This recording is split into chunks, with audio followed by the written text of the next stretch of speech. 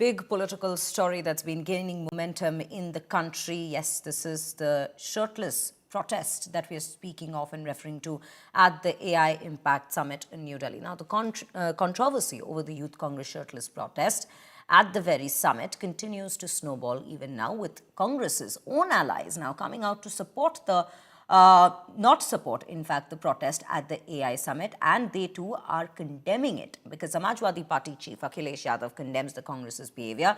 YSRCP chief YS Jagan Mohan Reddy has strongly condemned the protest by Youth Congress activists at the Impact Summit in New Delhi, calling the very act shameful. Now, the protest has drawn widespread condemnation, not only from union ministers and BJP leaders, that is the opposition party, but also from political parties and allies who stressed the importance of rising above politics, especially when the country is representing itself on such global platforms. The BSP Supremo Mayawati has criticized the protest, terming the semi-nude demonstration highly objectionable and inappropriate at an event attended by the global dignitaries. Andhra Pradesh Chief Minister Chandrababu Naidu has also slammed the Congress, stating Congress's behavior damages the nation's reputation and image.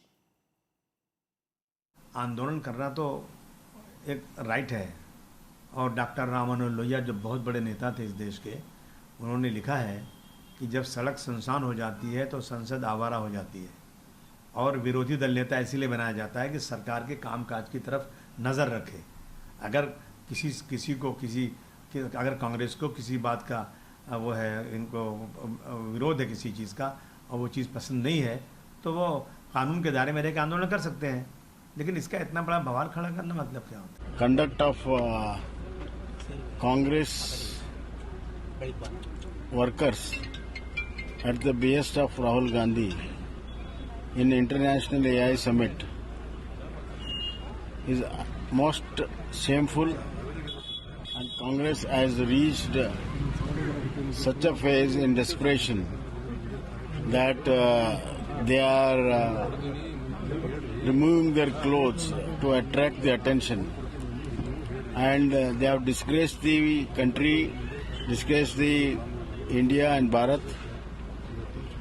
People will never forget and forgive Congress and Rahul Gandhi for this.